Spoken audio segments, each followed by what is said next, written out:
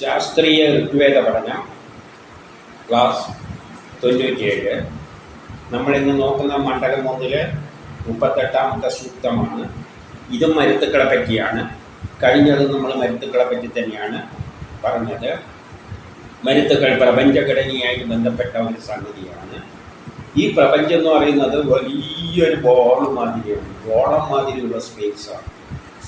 ആ സ്പേസാണ് ഈ വട്ടം, വലിയൊരു ബോൾ മാതിരി. ഈ സ്പേസിൻ്റെ അകത്ത് ഒരു 7 ഗോളങ്ങൾ മാതിരിയുള്ളത് ഇങ്ങനെ അറേഞ്ച് ചെയ്തിട്ടുണ്ട്.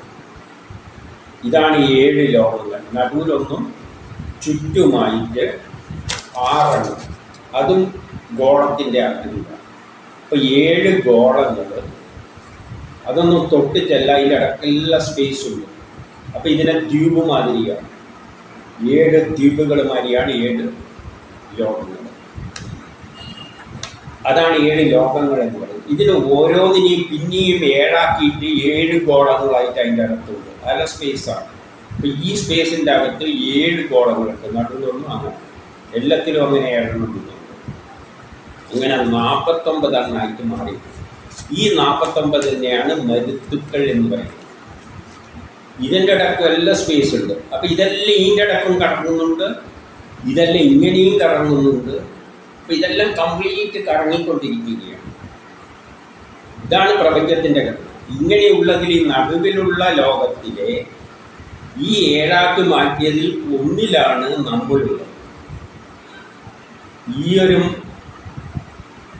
ലോകത്തിലെ 7 ലോകമുള്ളതിൽ 1 നടുവിൽ, ഈ നടുവിലുള്ള ലോകത്തിലെ 7 മരുത്തുക്കളുള്ളതിൽ 1 നമ്മളുള്ളത്. അത് നടുവിലല്ല, ഇവിടെയാണ്. അതിൽ തന്നെ കോടിക്കണക്കിന് നക്ഷത്രങ്ങളുള്ളതിൽ ഒരു നക്ഷത്രമാണ് സൂര്യൻ. അതിൻ്റെ ചുറ്റും ഓടുന്ന ഗ്രഹങ്ങളിൽ ഒന്നാണ് ഭൂമി. ആ ഭൂമിയിലാണ് നമ്മളുള്ളത്. ഈ പ്രപഞ്ചവുമായിട്ട് കമ്പയർ ചെയ്യുമ്പോൾ നമ്മൾ എന്താ ഉള്ളത്? ഒന്നുമല്ല. ഈ മരുത്തുക്കൾ എല്ലാം കറങ്ങുന്നതുകൊണ്ട് ഈ ഭൂമിയിലെ നമ്മളുള്ള ഈ മരുത്തിലെ അനേകം നക്ഷത്രങ്ങളിലൊന്നായ സൂര്യനിലുള്ള ഭൂമിയോട് ഇത് സഞ്ചരിക്കുമ്പോൾ അടുത്തും, ഇതെല്ലാം അടുത്തും, ഇവയെല്ലാം അടുക്കും. അതേപോലെ ഇതും അടുക്കും, ഇവയടുക്കും, ഇവയെല്ലാം കറങ്ങുന്നുണ്ട്. അപ്പോൾ എന്ത് പറ്റും? ഈ കറങ്ങുന്നതുകൊണ്ട് ഇതിനോടെടുക്കാം, ഇതിനോടെടുക്കാം. അതുമാതിരി ഇതും എല്ലാം കറങ്ങുന്നുണ്ട്. അപ്പം ചില സമയത്ത് അടുത്ത് വരികയും ചില സമയത്ത് ദൂരെ പോവുകയെല്ലാം ചെയ്യും. അപ്പം അടുത്ത് വരുമ്പോൾ അതിൻ്റെ ആകർഷണ ഫലം ഭയങ്കരം കൂടുതലായിരിക്കും ഭൂമിയിൽ.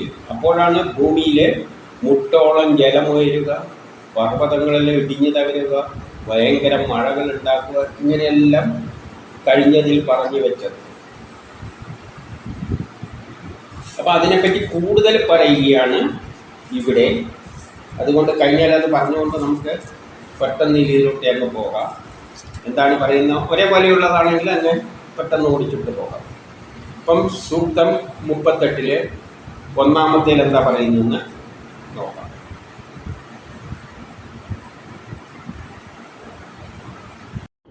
ഋഗ്വേദം മണ്ഡലം 1 സൂക്തം 38-1.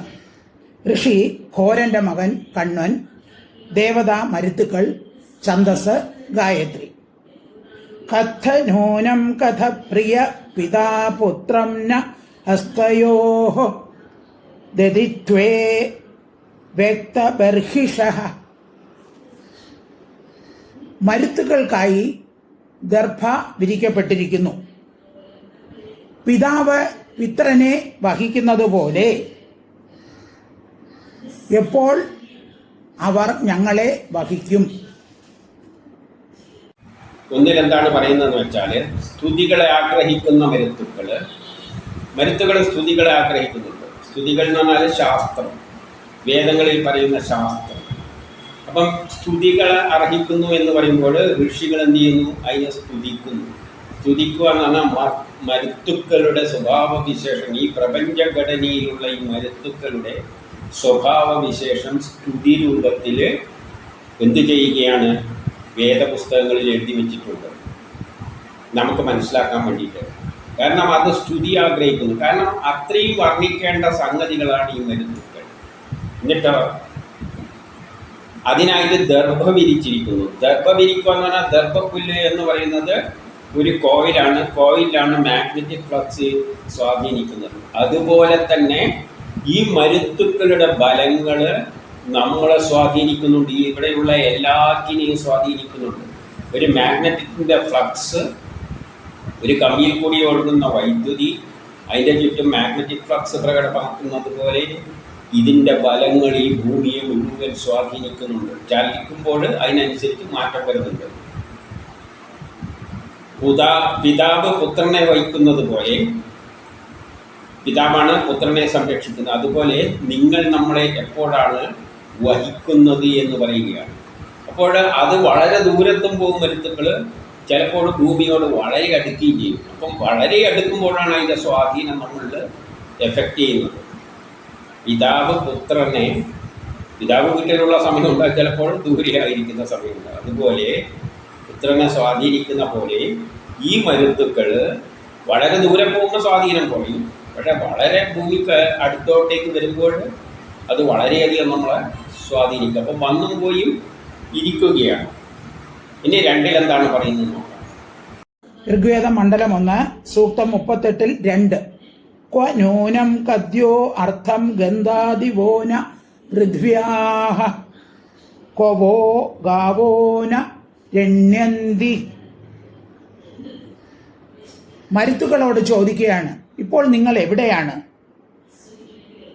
എന്തിനാണ് ആകാശത്തിലൂടെ ചുറ്റിക്കറങ്ങുന്നത്? നിങ്ങളുടെ ഗോക്കൾ നിങ്ങളെ വിളിക്കുന്നില്ലേ? എന്തുകൊണ്ടാണ് ഭൂമിയിൽ കൂടി നിങ്ങൾ സഞ്ചരിക്കാത്തത്? ഇവിടെ മരുത്തുക്കളോട് പറയുകയാണ്, ഇപ്പോൾ നിങ്ങൾ എവിടെയാണ്? ഇതിങ്ങനെ വലിയ പ്രപഞ്ചത്തിലൂടെ ഇതിങ്ങനെ കറങ്ങിക്കൊണ്ടിരിക്കുകയാണ്. പക്ഷേ ഇപ്പം എവിടെയാണ് കാണാനില്ല, അല്ലെ? എവിടെയോ പോയിരിക്കുന്നു. എന്തുകൊണ്ടാണ് നിങ്ങൾ ഇങ്ങനെ ആകാശത്തിലൂടെ കറങ്ങിക്കൊണ്ടിരിക്കുന്നത്? എന്തിനാണ് നിങ്ങൾ ഇങ്ങനെ ആകാശത്തിലൂടെ കറങ്ങിക്കൊണ്ടിരിക്കുന്നത്? വെറുതെ അത് ആകാശത്തിൽ കറങ്ങിയാണ് എന്ന് പറയാൻ വേണ്ടിയിട്ട് മാത്രമാണ്. അല്ലാതെ സൂര്യനോട് നീ ചന്ദ്രനോട് നീ എന്തിനാ കറങ്ങുന്നതെന്ന് ചോദിച്ചാൽ അതിന് അർത്ഥമൊന്നുമില്ല. കറങ്ങുന്നതെന്ന് ചോദിച്ചു കഴിഞ്ഞാൽ അതുകൊണ്ട് എന്താണ് ഉദ്ദേശിക്കുന്നത്? ഇതിനെ സ്തുതിച്ച് പറയുകയാണ്, ഈ മരുത്തുക്കൾ കറങ്ങിക്കൊണ്ടിരിക്കുകയാണ്. ചിലപ്പോൾ എത്രയോ ദൂരെ പോകും, ചിലപ്പോൾ അടുത്ത് വരും. അതുകൊണ്ട് ഇപ്പോൾ നിങ്ങൾ എവിടെയാണുള്ളത്? നിങ്ങളുടെ ഗോക്കൾ നിങ്ങളെ വിളിക്കുന്നില്ലേ? ഗോക്കൾ എന്ന് പറയുമ്പോൾ അതിൻ്റെ ദ്വയമായിട്ടുള്ള ചിലത് ഈ മരുത്തുക്കൾക്ക് തന്നെ ഗോക്കളായിട്ട് ഒരു കൂട്ടം മരുത്തുക്കൾ കൂടിയതാണ് ഒരു ലോകം. അപ്പോൾ അതിൽ മറ്റൊന്നിനെ ഗോക്കളായിട്ട് വേണമെങ്കിൽ എടുക്കാം. ഗോക്കൾ എന്ന് പറയുമ്പോൾ നമ്മൾ ഉദ്ദേശിക്കുന്നത് എന്താണ്? എല്ലാ സൗഭാഗ്യങ്ങളും നൽകുന്ന, മനുഷ്യന് വേണ്ട എല്ലാം നൽകുന്നതാണ് പശുക്കൾ. ഭൂമി ഗോവായിട്ട് പറയുന്നുണ്ട്. ഭൂമി നമുക്ക് വേണ്ട എല്ലാം ഭൂമിയിൽ നിന്നാണ് കിട്ടുന്നത്. ഇലക്ട്രോണ ഗോക്കളായിട്ട് പറയുന്നുണ്ട്. അപ്പം നമുക്ക് വേണ്ട എല്ലാം നൽകുന്നത് ഇലക്ട്രോണുകളാണ്. പ്രപഞ്ചം ഉണ്ടായത് ഇലക്ട്രോണിൽ നിന്നാണ്.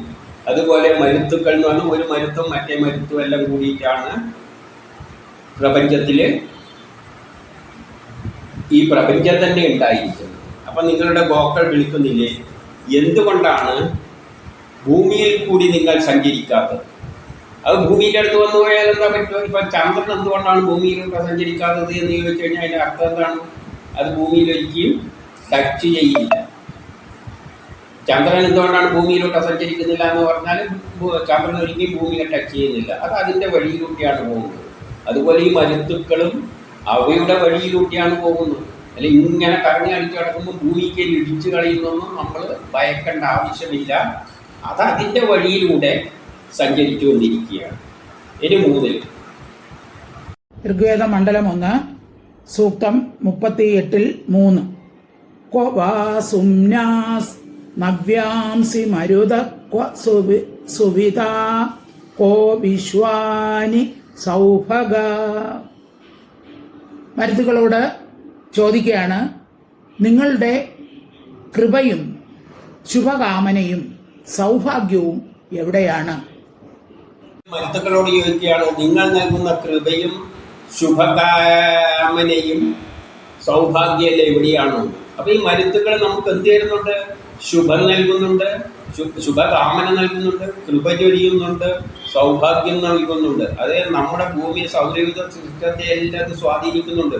ഭൂമിയിൽ നല്ല മഴ വരുന്നത് ചിലപ്പോൾ ഈ മരുത്തുക്കൾ ഭൂമിയോട് അടുക്കുമ്പോഴാണ് നല്ല മഴ കിട്ടുന്നത്. അപ്പം പ്രകൃതിയെ, കാലാവസ്ഥയെ, മഴ പെയ്യിപ്പിക്കുന്നതിന് എല്ലാം ഇത് സഹായിക്കുന്നുണ്ട്.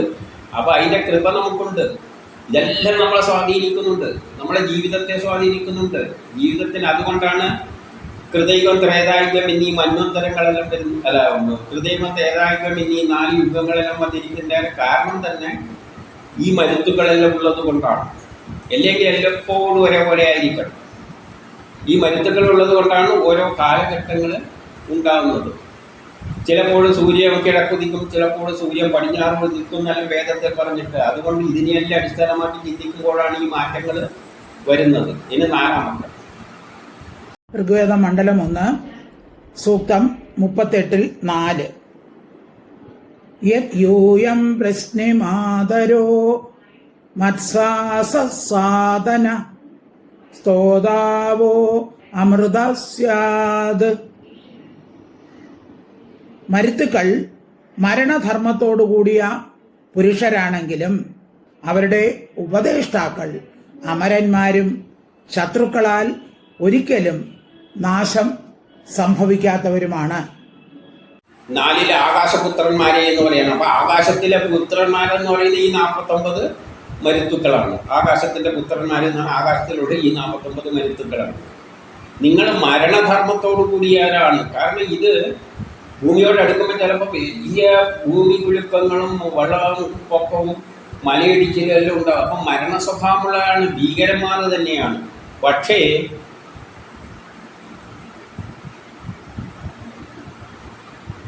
അവർ അമരന്മാരുമാണ്. അവർക്ക് ആ ഒരു ഭീകര സ്വഭാവം ഉണ്ട്. അമരന്മാരാണ്. അവർ ഒരിക്കലും നശിക്കില്ല. പ്രപഞ്ചമുള്ള കാലത്തോളം ഈ മരുത്തുക്കൾ ഉണ്ടാകും. ഭൂമിയെയും നക്ഷത്രങ്ങളെല്ലാം കത്തിയെരിഞ്ഞില്ലാതായി പോകും. അത് നമുക്ക് ആകാശത്ത് കാണുന്നുണ്ട്. ചില നക്ഷത്രങ്ങളെല്ലാം കരിഞ്ഞിട്ട് ബ്ലാക്ക് ഹോൾ ആയിട്ടുണ്ട്. അപ്പം കുറേ കഴിയുമ്പോൾ നമ്മളെ ഭൂമിയും കത്തിയെരിഞ്ഞു പോകും. പക്ഷേ ഈ മരുത്തുക്കൾ ലോകാവസാനം വരെ ഉണ്ടാവും. അതൊരിക്കലും കത്തിയെരിഞ്ഞു പോകുന്നില്ല. അതുകൊണ്ട് എന്താണ്? അവർ അമരന്മാരാണ്. ശത്രുക്കൾക്കൊന്നും അതിനെ ഒരു ചുക്കും ചെയ്യാൻ കഴിയില്ല. അതുകൊണ്ട് ലോകാവസാനം വരെ, പ്രപഞ്ചം മുഴുവൻ ബ്രഹ്മത്തിൽ പോയി ലയിക്കുന്നത് വരെ നിലനിൽക്കുന്നത് ഈ മരുത്തുക്കളാണ്. അതിനെ ശത്രുക്കൾക്കൊന്നും, ആർക്കും അതിനെ ഒന്നും ചെയ്യാൻ പറ്റില്ല. ഇനി 5 ഋഗ്വേദം മണ്ഡലം 1 സൂക്തം 38-5. മാവോ മൃഗോന യവസേ ജരിത ഭൂതജോഷ്യ പഥായമസ്യ ഗാതുബ. പുൽമൈതാനങ്ങളിൽ നിന്നും ആഹാരം സമ്പാദിക്കുന്ന മൃഗങ്ങൾക്ക് തൃണം അസേവനീയമല്ല. അതുപോലെ തന്നെ ഉപദേഷ്ടാവും യമന്റെ മാർഗത്തിൽ അകപ്പെടാതിരിക്കാനായി സേവനം നടത്തിക്കൊള്ളട്ടെ. ഇപ്പോൾ 5 എന്താ പറയുന്നതെന്ന് വെച്ചാൽ, പുൽമൈതാനത്തിൽ നിന്നും മൃഗങ്ങൾ എന്ത് ചെയ്യുന്നു? തൃണങ്ങൾ ഭക്ഷിക്കുന്നു. പക്ഷെ ഈ തൃണങ്ങളെ സംബന്ധിച്ചിടത്തോളം ഈ പശുവിൽ നിന്നും മാറി നടക്കുന്നതാണ്. മാറി നടക്കാനൊന്നും പറ്റില്ല. ആ പശുവിൻ്റെ ഇതിൽ പെടാതിരിക്കുന്നതാണ് നല്ലത്. കണ്ടു കഴിഞ്ഞാൽ എന്ത് പറ്റും? ആ പുല്ലിനെ തിന്നു തരും. അതുപോലെ തന്നെ ഈ മരുത്തുക്കളുടെ സഞ്ചാരം മൂലം ചിലപ്പോഴും മനുഷ്യർക്ക് എന്ത് സംഭവിക്കുന്നുണ്ട്? ആപത്തുകൾ സംഭവിക്കുന്നുണ്ട്. കാരണം വളരെ ക്രോധമുള്ളവരായിട്ട് ചിത്രീകരിക്കുന്നുണ്ട് ഈ മരുത്തുക്കളെ. ചിലപ്പോഴെല്ലാം വരുമ്പോൾ ഭൂമിയിൽ വലിയ പ്രശ്നങ്ങളുണ്ട് അടുത്തൂട്ട പോകുമ്പോൾ. അതുകൊണ്ട് നമ്മളെന്ത് വേണം? യമന്റെ മാർഗത്തിൽ അകപ്പെടാതിരിക്കുവാൻ പ്രത്യേകം ശ്രദ്ധിക്കണം. യമെന്ന് പറഞ്ഞാൽ കാലിൻ്റെ വഴിയിൽ ഇത് വരുമ്പോൾ കാലിൻ്റെ വഴിയിൽ പെട്ടാതിരിക്കാൻ ശ്രദ്ധിക്കണം. എന്നിട്ട് 6 പറയുകയാണ്. ഋഗ്വേദം മണ്ഡലം 1 സൂക്തം 38-6. മോഷുണ പരാപര നിർദുർദുർഹണാവധീത് പതിഷ്ഠതൃഷ്ണയാ സഹ. മരുത്തുക്കളോട് പറയുകയാണ്, തുടർച്ചയായി സംഭവിച്ചുകൊണ്ടിരിക്കുന്ന പാപങ്ങളുടെ ശക്തി ഞങ്ങളെ ഹിംസിക്കാതിരിക്കട്ടെ. അവ ഉണക്കപ്പുല്ലുപോലെ കരിഞ്ഞു പോകട്ടെ. തുടർച്ചയായി സംഭവിക്കുന്ന പാപങ്ങളുടെ ശക്തി ഞങ്ങളെ ഹിംസിക്കാതിരിക്കട്ടെ. അപ്പോൾ ചിലപ്പോഴും ഈ മരുത്തുക്കൾ ചിലപ്പോൾ മാത്രമല്ല പലപ്പോഴും എത്രയും 49 ഉണ്ടല്ലോ, അതിൽ ഒന്നിലാണ് നമ്മളുള്ളത്. അപ്പോൾ ഒന്ന് അതിൽ തന്നെ മറ്റുള്ള ഗോളങ്ങളെല്ലാം കറങ്ങിക്കൊണ്ടിരിക്കുന്നുണ്ട്. അപ്പോൾ 49-ൽ 48 ഇങ്ങനെ കറങ്ങി പലതും പലപ്പോഴായിട്ട് നമ്മുടെ അടുത്തെല്ലാം വന്നു വരും.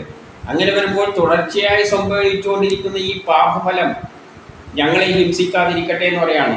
അപ്പോൾ ഇതിങ്ങനെ ഇടക്ക് വന്നു പോയിരിക്കുന്നുണ്ട്. ആ സമയത്തെല്ലാം ഭൂമിയിൽ പ്രളയങ്ങളും വെള്ളം മുട്ടോളോ കാലുകളുടെ മുട്ടോളോ ആയിരുന്നതും മലകൾ ഇടിഞ്ഞു വീഴുന്നതുമല്ല. അതുകൊണ്ട് അതിൽ നമ്മൾ പെട്ടുപോകാതെ ഹിംസിക്കപ്പെടാതിരിക്കട്ടെ. കാരണം ഇതടക്ക് ഇങ്ങനെ വന്നു പോയിക്കൊണ്ടിരിക്കും. എന്നിട്ട് പാപങ്ങളുടെ ശക്തി ഞങ്ങളെ ഹിംസിക്കാതെ ഇരിക്കട്ടെ. പാപങ്ങൾ ഉണക്കപ്പുല്ല് പോലെ കരിഞ്ഞു പോകട്ടെ. അതായത് നമ്മളെ മോശ സമയം, പാപം എന്ന് പറഞ്ഞാൽ കഷ്ടപ്പാടുണ്ടാകുന്ന സമയമാണ്. ആ സമയത്താണ് എന്ത് പറ്റുമോ ഈ മരുത്തുക്കൾ വരുന്നത് നമുക്ക് വലിയ കഷ്ടതകൾ ഉണ്ടാക്കുന്നത്. ആ കഷ്ടതകൾ പുൽക്കൊടി പോലെ കരിഞ്ഞു പോകട്ടെ എന്ന് പറയുകയാണ്. അതായത് നമുക്ക് വലിയ ദോഷമൊന്നുമില്ലാതെ നീ കടന്നു പോവുക ആകാശത്തിലൂടെ. ഇനി 7 ഋഗ്വേദ മണ്ഡലം 1 സൂക്തം 38-7. സത്യം തേഷ്വാ അമവന്തോ ധന്വഞ്ചിത രുദ്രിയാസ മിഹ കൃണ്ണന്വവാതാം. കാന്തിമാനായ രുദ്രന്റെ പുത്രന്മാരായ മരുത്ഗണങ്ങൾ മരുഭൂമിയിലും വായുരഹിതരായി മഴ പെയ്യിപ്പിക്കുന്നു. കാന്തിമാനായ രുദ്രന്റെ പുത്രന്മാർ, രുദ്രന്റെ മക്കളായിട്ടാണ് മരുത്തുക്കളെ ചെയ്തത്. രുദ്രൻ എന്ന് പറഞ്ഞാൽ ആറ്റങ്ങളെ കൊണ്ടാണ് ഈ പ്രപഞ്ചത്തിലുള്ള എല്ലാ വസ്തുക്കളും ഉണ്ടാക്കി. അതെല്ലാം കൂടി ചേർത്തിട്ടുണ്ടായതാണ് ഈ 49 മരുത്തുക്കൾ. ആറ്റങ്ങൾ ചേർന്നിട്ട് പല വസ്തുക്കളായി മാറി, കല്ലും മണ്ണും എല്ലായിട്ട് മാറി, അവ കൂടി ചേർന്നിട്ട് വലിയ വലിയ ഗോളങ്ങളായിട്ട് മാറി. അങ്ങനെയാണ് ഈ പല കൂട്ടങ്ങളായിട്ടുള്ള മരുത്തുക്കൾ ഉണ്ടായിരിക്കുന്നത്. അപ്പം രുദ്രന്റെ മക്കളായിട്ട് ചിത്രീകരിക്കാം. ആറ്റങ്ങളെ കൊണ്ട് നിർമ്മിച്ചാണ്. അത് ഭൂമിയിലും എന്ത് ചെയ്യും, മരുഭൂമിയിലും വായുരഹിതമായി മഴ വർഷിക്കുന്നു. മരുഭൂമിയിലും എന്ത് ചെയ്യും, മഴ പെയ്യിപ്പിക്കും. മഴ പെയ്യിക്കാൻ അവിടെ വായുവിൻ്റെ ആവശ്യമൊന്നുമില്ല. മരുഭൂമിയായിരിക്കുന്ന സ്ഥലത്ത് പോലും വായുവൊന്നും ഇല്ലെങ്കിലും ഈ മരുത്തുക്കളുടെ ആകർഷണം കൊണ്ട് സാധാരണ വായുവാണ് മേഘങ്ങളെ തള്ളിക്കൊണ്ട് അതിന് മഴ പെയ്യിപ്പിക്കുന്നത്. മരുഭൂമിയിൽ പക്ഷേ സാധാരണ നിലയിൽ മഴ പെയ്യുന്നില്ല. പക്ഷേ ഈ മരുത്തുക്കൾ വരുമ്പോൾ ചിലപ്പോൾ ഈ മേഘങ്ങളെയെല്ലാം വലിച്ചു കെട്ടിയിട്ട്, ആകർഷണ ബലത്താൽ വലിച്ചു കെട്ടിയിട്ട് മരുഭൂമിയിലും വായുവിൻ്റെ സഹായമൊന്നും ഇല്ലാതെ തന്നെ മഴ പെയ്യിപ്പിക്കും. ഇനി 8 ഋഗ്വേദ മണ്ഡലം 1 സൂക്തം 38-8. വാശ്രേവ വിദ്യുന്മിമാതി വത്സംനമാദ നിഷക്തി യദേശാം വിഷ്ടിരസർജി. വിദ്യുത്ത് ഇടിവെട്ടി മഴ പെയ്യുമ്പോഴും കിടാവിനെ സംരക്ഷിക്കുന്ന പശുവിനെ പോലെ മൗനിയായി മരുത്തുക്കളെ സേവിക്കുന്നു. അമറിക്കൊണ്ട് നടക്കുന്ന ഗോവിന് തുല്യം ഇടിവെട്ടി മഴ പെയ്യിക്കുമ്പോഴും അമറിക്കൊണ്ട് നടക്കുന്ന ഗോവിന് തുല്യം എന്ത് ചെയ്യും,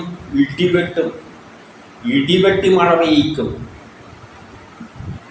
അപ്പോഴേ കിടാവിനെ സംരക്ഷിക്കുന്ന പശുവിനെ പോലെ മൗനിയായി വിദ്യുത്ത് മരുത്തുക്കളെ സേവിക്കുന്നു. കിടാവിനെ സേവിക്കുന്ന പശുവിനെ പോലെ ഈ മിന്നലുകൾ മരുത്തുക്കളെ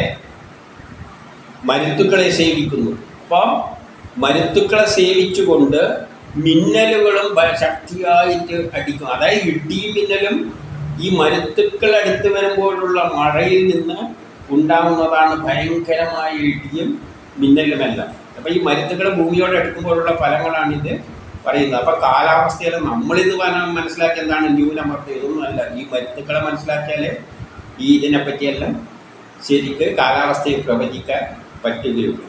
ഇനി 9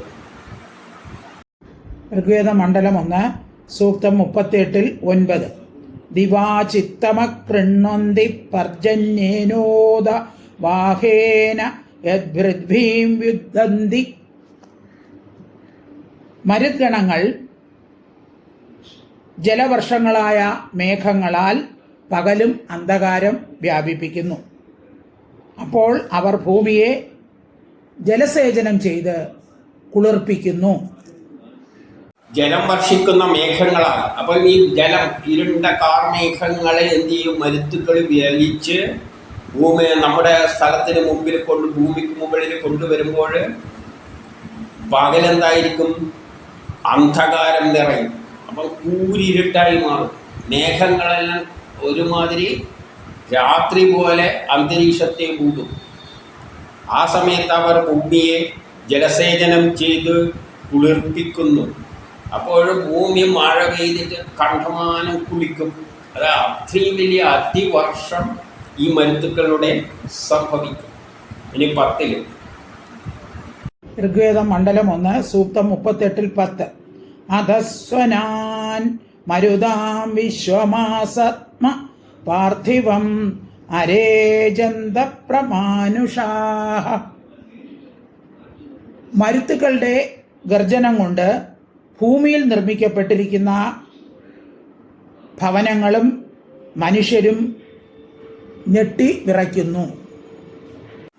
മരുത്തുക്കളുടെ ഗർജനത്താൽ, അപ്പൊ അതുണ്ടാകുമ്പോൾ ഇടിയും മിന്നലും എല്ലാം ഉണ്ടാകുന്ന ഗർജനത്താൽ ഭൂമിയിൽ നിർമ്മിക്കപ്പെടുന്ന ഭവനങ്ങളും മനുഷ്യരുമെല്ലാം ഞെട്ടിവിറക്കും. ഭൂമിയിലുണ്ടാകുന്ന വീടുകൾ ഞെട്ടിവിറക്കും. അതാണ് ഭൂമി കുലുക്കങ്ങളെല്ലാം പോലെ ഉണ്ടാകുന്നത്.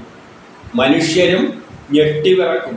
ആ ഒരു അന്തരീക്ഷത്തിൻ്റെ അവസ്ഥയിൽ മനുഷ്യരടക്കം ഞെട്ടിവിറക്കും, ഭൂമി വിറകൊള്ളും. അപ്പം ഭൂകമ്പങ്ങളെല്ലാം ഉണ്ടാകുന്നതിനാണ് പിന്നിൽ സ്വാധീനിക്കുന്ന പ്രധാന ഘടകം ഈ മരുത്തുക്കൾ. ഇതൊന്നും ശാസ്ത്രലോകം കണ്ടെത്തിയതല്ല.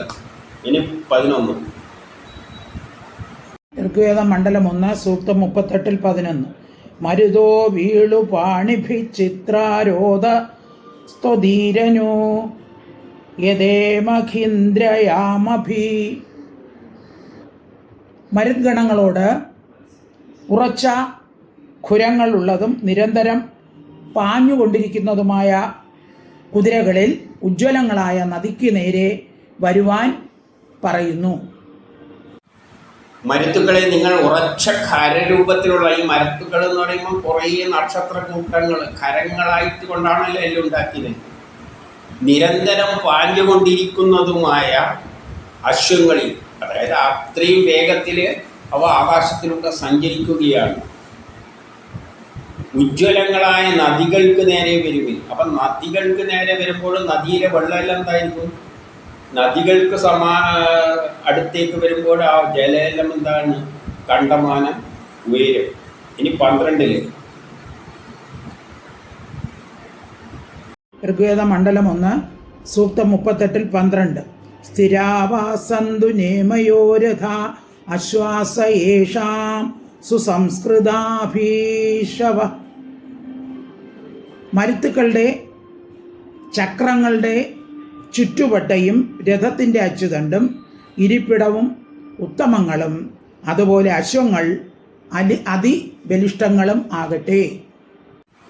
ഈ 12 മരുത്തുക്കളുടെ ഒരു രഥത്തിൽ, എപ്പോഴും സൂര്യനെല്ലാം രഥത്തിൽ സഞ്ചരിക്കുന്നതായിട്ടാണ് ചിത്രീകരിക്കുക. അപ്പോൾ ഈ സഞ്ചാരം എന്ന് പറഞ്ഞാൽ അതിൻ്റെ സഞ്ചാരം വഴി, ആ വഴിയെല്ലാം ഭയങ്കരം ദൃഢമായിട്ടാണ്. നിങ്ങളുടെ ചക്രങ്ങളുടെ ചുറ്റുവട്ടയും രഥത്തിൻ്റെ അച്ചുതണ്ടും ഇരിപ്പിടവും ഉത്തമങ്ങളും അതുപോലെ അശ്വങ്ങൾ അതിബലിഷ്ടങ്ങളുമാകുന്നു.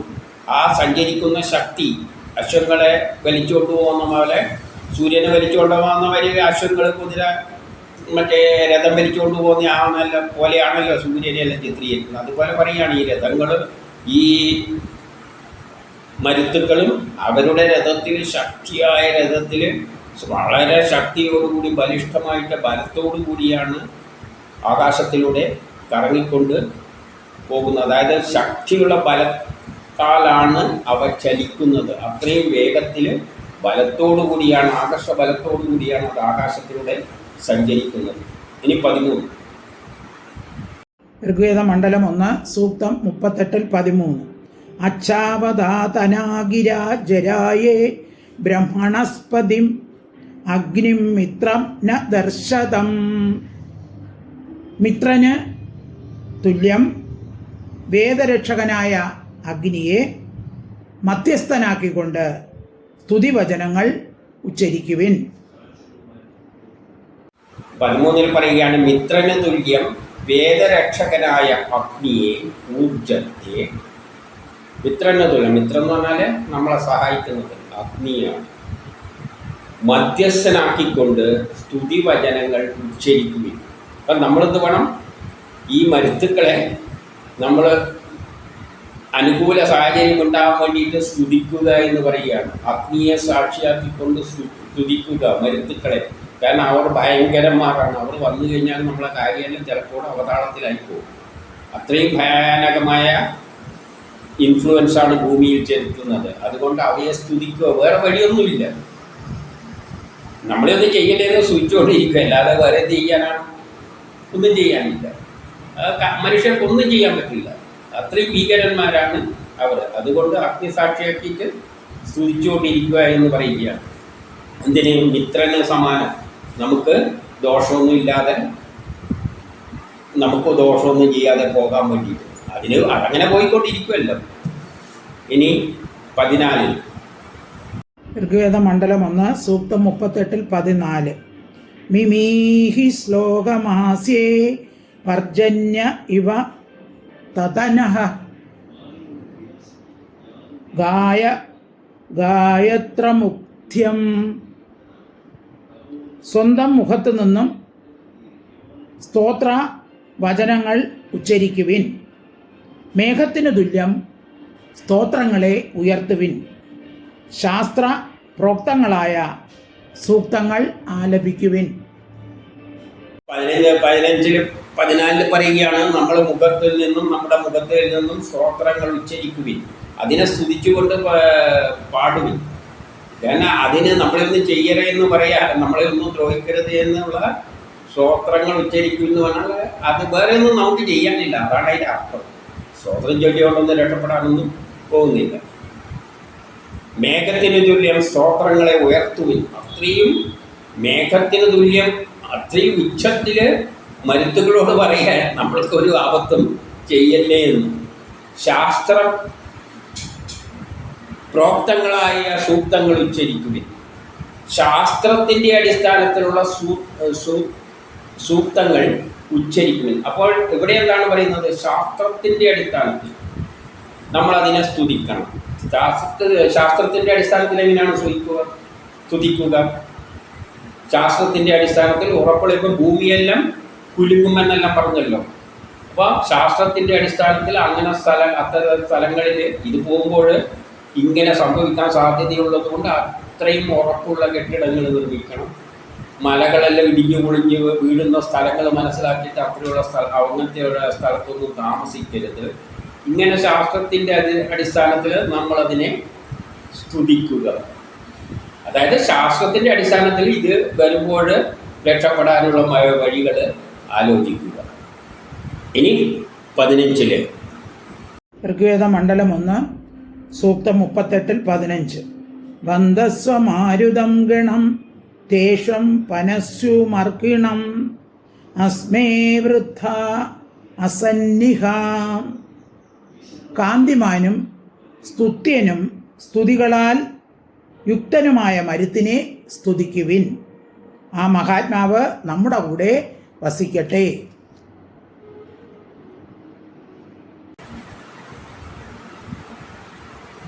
കാന്തിമാനും അപ്പം അത്രയും സുന്ദരന്മാരാണ് അവർ. ഈ മരുത്തുക്കൾ എന്ന് പറഞ്ഞാൽ ഭയങ്കര സുന്ദരന്മാരായിട്ടാണ് ചിത്രീകരിച്ചിരിക്കുന്നത്. പിന്നെയോ സ്തുതികളാൽ യുക്തമായ, സ്തുതിക്കാൻ അർഹതയുള്ളവനാണോ മരുത്തുക്കളെ സ്തുതിക്കാൻ? കാരണം പ്രപഞ്ചത്തിൽ ഏതിനെയെങ്കിലും വിസ്തരിച്ച് ഇത്രയും വർണ്ണിക്കാൻ എന്തെങ്കിലും ഒന്നുണ്ടെങ്കിൽ നമ്മുടെ തോട്ടത്തിലെ പൂവ് അതൊന്നുമല്ല. ഏറ്റവും അധികം വർണ്ണിക്കാൻ യോഗ്യമായിട്ടുള്ളത് ഈ 49 മരുത്തുക്കളാണ്. ആകാശത്തിലുള്ള വലിയ 49 ഗോളങ്ങൾ. ആ ഗോളങ്ങൾക്കകത്ത് ഓരോന്നിലും എന്തുണ്ട്? കോടിക്കണക്കിന് നക്ഷത്രങ്ങളുള്ള വലിയ സാധനം. അങ്ങനത്തെ 49. ഇതിനെയാണ് ഏറ്റവും സ്തുതിക്കേണ്ടത്. കാരണം ശാസ്ത്രങ്ങളൊക്കെ ഇപ്പോഴും അതിനെ കണ്ടെത്തിയിട്ടില്ല. അപ്പം അത്രയും മനസ്സിലാക്കാൻ പ്രയാസമുള്ള സംഗതികളാണ് ഈ മരുത്തുക്കൾ. അപ്പോൾ അത് സ്തുതിക്കേണ്ട ആരെ തന്നെയാണ്? വേദങ്ങളിലൂടെ വർണ്ണിച്ച് പറയേണ്ടത്, എല്ലാവരും മനസ്സിലാക്കേണ്ട ഒരു ശാസ്ത്ര തത്വമാണ് ഇത്. ആ മഹാത്മാവ് അവരെല്ലാം നമ്മുടെ കൂടെ വസിക്കട്ടെ. നമ്മുടെ കൂടത്ത് തന്നെയാണ് ഈ മരുത്തുക്കൾ ജീവിക്കേണ്ടത്. കാരണം നമുക്ക് ഈ ഭൂമിയെ വിട്ടുപോകാനൊന്നും പറ്റില്ല. എപ്പോഴും മരുത്തുക്കൾ വന്നു പോയിരിക്കും. അപ്പം അതും നമ്മുടെ ജീവിതത്തിൻ്റെ ഒരു ഭാഗമാണ്. അപ്പോൾ അവരുടെ കൂട്ടത്തിൽ തന്നെയാണ് നമ്മളും വസിക്കുന്നത്. അപ്പം ചിലപ്പോൾ ആപത്ത് വരുമായിരിക്കും. അതേസമയം നമുക്ക് നല്ല മഴയെല്ലാം തരുന്നുണ്ട്, മഴ പെയ്യിക്കുന്നുണ്ട്. മരുഭൂമിയിൽ പോലും മഴ പെയ്യിക്കുന്നുണ്ട് എന്നെല്ലാം പറഞ്ഞിരിക്കുന്നുണ്ട്. നമ്മളെ സ്വാധീനിക്കുന്നുണ്ട്. ജീവിതത്തെ, കാലത്തെ ഡിസൈഡ് ചെയ്യുന്നത് ഈ ഓരോ കാലഘട്ടങ്ങളിൽ ഉണ്ടാക്കുന്നതിനെല്ലാം പിന്നിൽ അതുകൊണ്ട്. അപ്പം ആ നിലയിലെല്ലാം ചിന്തിക്കുമ്പോൾ അതിൻ്റെ കൂടെ നമ്മൾ അതുമായിട്ട് സഹകരിച്ചു കൊണ്ടുപോകുക. കാരണം അതിനെ നിയന്ത്രിക്കാനൊന്നും പറ്റില്ല. പക്ഷെ അതിൻ്റെ കാര്യങ്ങളെ മനസ്സിലാക്കിയിട്ട്, ശാസ്ത്രത്തിൻ്റെ അടിസ്ഥാനത്തിൽ അതിനെ മനസ്സിലാക്കിയിട്ട് നമ്മൾ വീടെല്ലാം വെക്കുമ്പോൾ അതിനനുസരിച്ച് അതിനെ തൃപ്തിപ്പെടുത്തുന്ന തരത്തിൽ നമ്മൾ അതുമായിട്ട് ഒത്ത് പോകുക.